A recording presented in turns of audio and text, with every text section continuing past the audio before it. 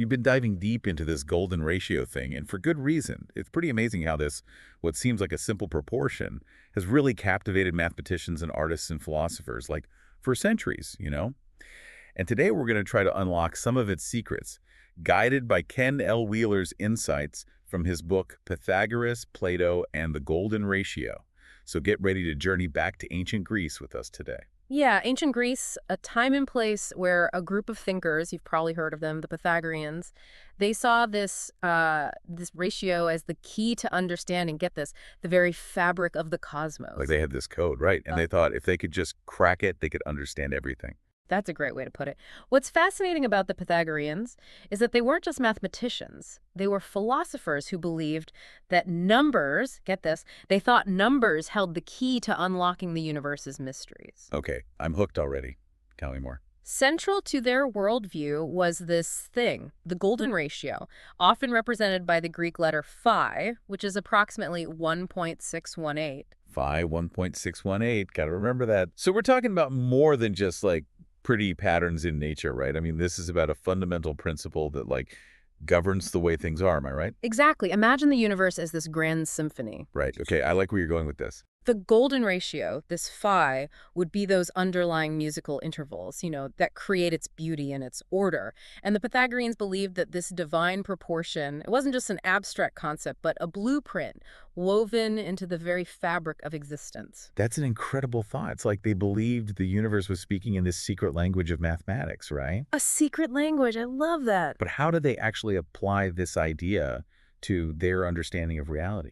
Well, one of the best examples is Plato's divided line analogy. Oh, I've heard of that. Yeah, he describes it in his work, The Republic. It's this visual metaphor that divides reality into different levels of knowledge and existence. I actually remember encountering the divided line in my own, like, philosophical explorations, back in the day. Ah, a fellow seeker. It's a line divided into sections, with each section representing a different realm of knowing, right? Something like that. Precisely. Imagine a line divided into two unequal parts, and then each of those parts divided again in the same proportion. The two sections on the left represent the visible realm, the world we perceive with our senses, what we can see, touch, the tangible stuff. Okay, I'm picturing it. So this divided line, it isn't just about different levels of reality, but it's also about different ways of knowing, too. You're picking it up quickly. And what do you think the ratio is between each section? Wait, let me guess. Phi. You got it. Hmm. The Pythagoreans believed that this divine proportion dictated the relationship between each level of knowledge. So as we move up the line, it's like we move from the shadows of like basic opinions to the sunlight of true understanding. Okay, that makes you think.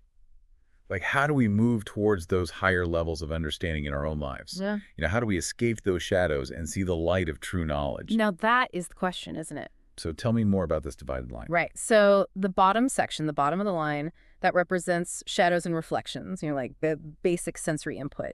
And above that are the actual physical objects themselves. Then, as we move to the right side, we enter the intelligible realm. The intelligible realm, okay. The realm of the mind. The lower section there represents mathematical concepts and forms, what Plato called eidos. Eidos, interesting. And the highest section of the divided line, like the pinnacle of this journey of knowing, what's up there?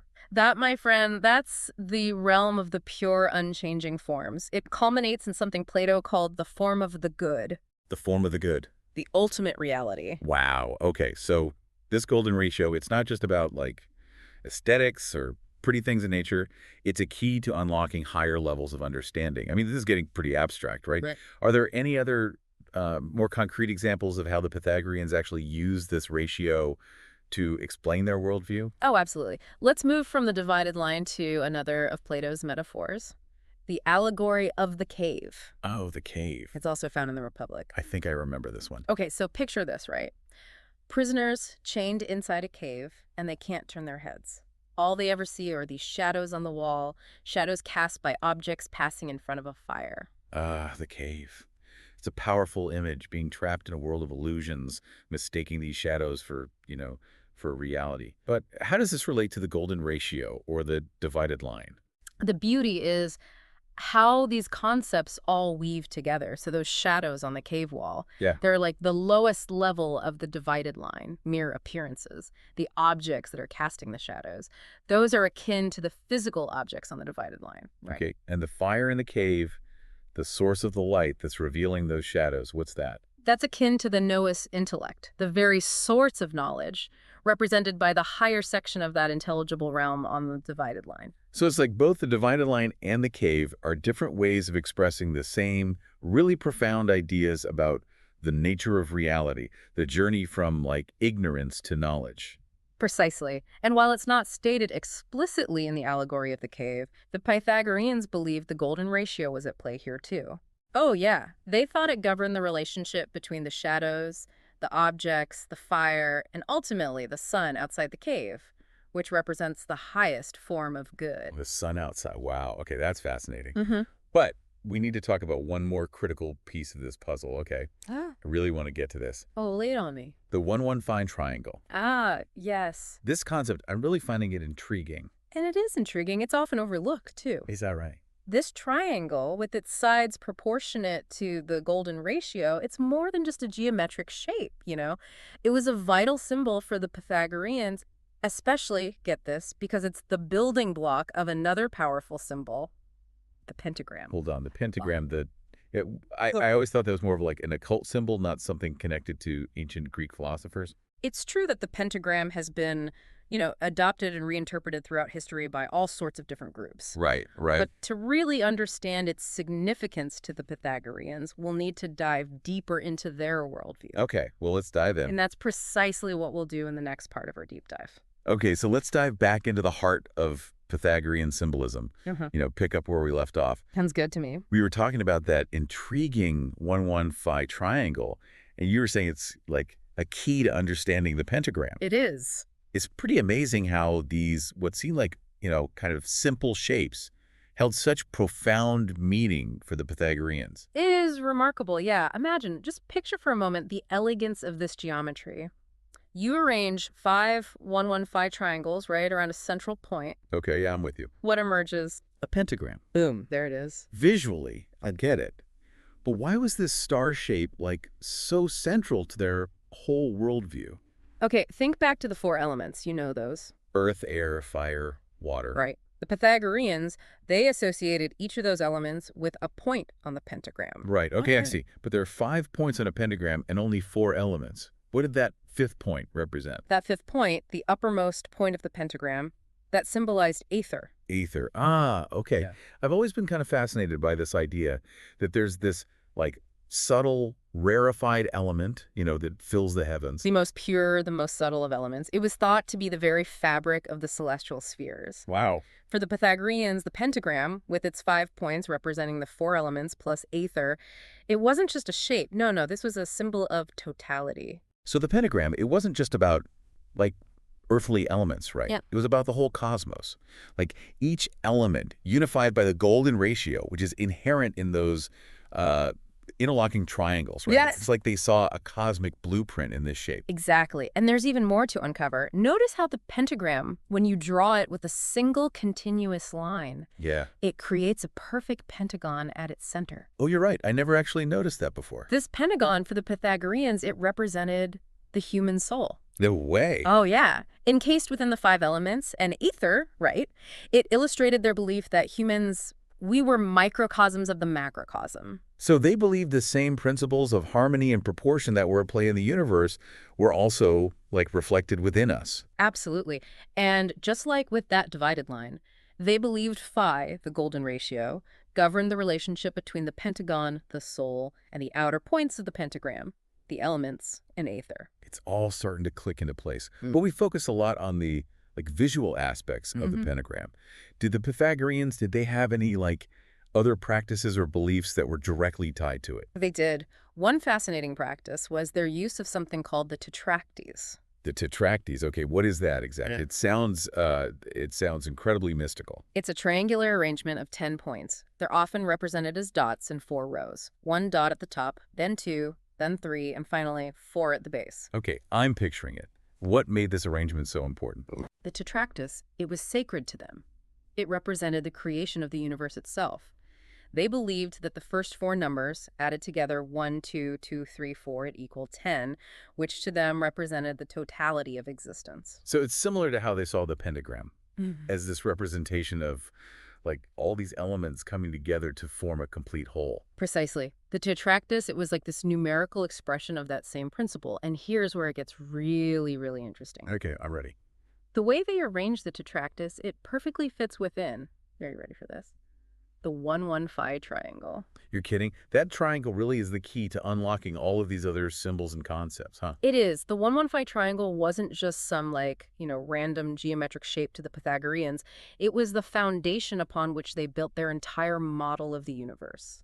This is incredible. Okay, so we've got the divided line, the cave, the pentagram, the tetractys.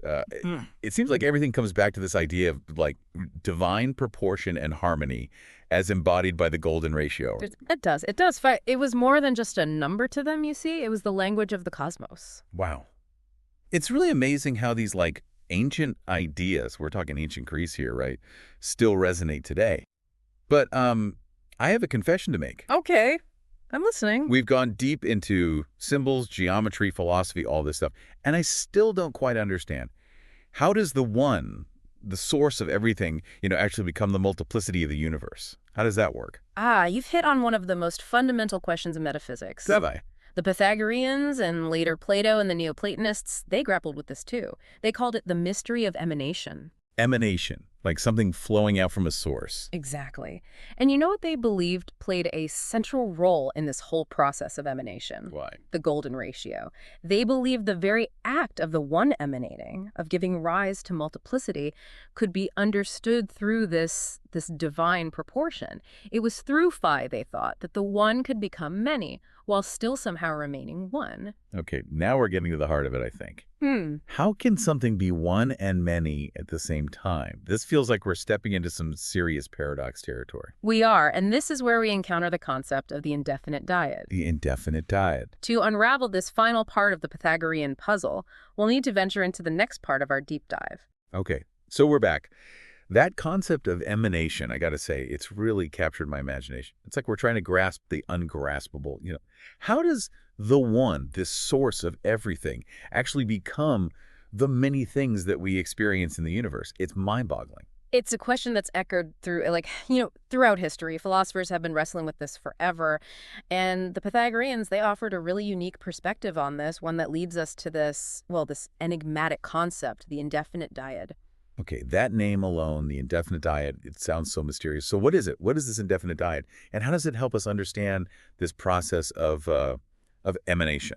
All right, so think of it this way. If the one represents this absolute unity, right, the indefinite dyad, that's what introduces this principle of duality, of otherness, It's what disrupts that perfect unity, making multiplicity, making the many even possible. So if the one is oneness, Yeah. indefinite dyad is like two-ness. Like it's what allows for what differentiation, like for there to be separation from that original unity. You got it. And remember how we were talking about the golden ratio, phi, how the Pythagoreans saw that as this fundamental principle underlying everything? Yeah. Well, they connected the indefinite dyad to phi squared, which is approximately 2.618. Okay, I'm going to need a little help here. We've talked about how the golden ratio, it governs the relationship between different levels of reality. But how does phi squared fit into this idea of the indefinite dyad? I'm not quite wrapping my head around it. So it all comes back to this concept of emanation, right? That overflowing of the one into the many. The indefinite dyad, represented by phi squared, is like the engine, right? The driving force behind that process. So the indefinite dyad, that's what sets things in motion. Yeah. But what does that actually look like? How does this emanation actually happen? Give me a visual. Okay, imagine the one as this boundless overflowing fountain. The water, that represents the essence of the one, right? Yeah. And it's constantly pouring forth, constantly overflowing, but it never actually diminishes. It never runs out. That overflowing, that giving of itself, that's driven by the indefinite dyad. So the indefinite dyad, it's the force behind creation itself. The engine that propels the one into becoming the many. It's kind of a beautiful way to think about it. Which is beautiful. But if the one is already perfect, right, and it's already complete, why emanate at all? Why even create this universe of multiplicity in the first place? That is the million-dollar question, isn't it? It's a question that's puzzled philosophers for, Well, for as long as there have been philosophers. One way to think about it is through the lens of abundance. The one, in its infinite fullness, it overflows. It's not like a conscious decision, you know? It's just a natural consequence of its limitless nature. It's like a flower that can't help but bloom, you know? So the universe, it's not the result of some like grand plan. It's this outpouring of the one's infinite being, and it's all governed by these mathematical principles like the golden ratio. Wow. It's a Yeah. pretty amazing concept when you really think about it. It really is. Yeah. Okay, so we've journeyed from this, what seemed like a simple ratio, to the very nature of reality itself. The golden ratio, the divided line, the cave, the pentagram, the tectries, emanation, the indefinite dyad. It's incredible how these ideas, they all weave together, you know? That's the power of the deep dive, my friend. We uncover the interconnectedness of these, what might seem like disparate ideas. The golden ratio, it's not just some, dry mathematical concept. It's a lens through which we can start to understand, maybe even glimpse, the elegance and the mystery of existence. It's definitely got me looking at the world, even the universe, in a whole new way. And I hope it's got our listeners doing the same. So until next time, thanks for joining us on this incredible journey into the heart of, well, everything.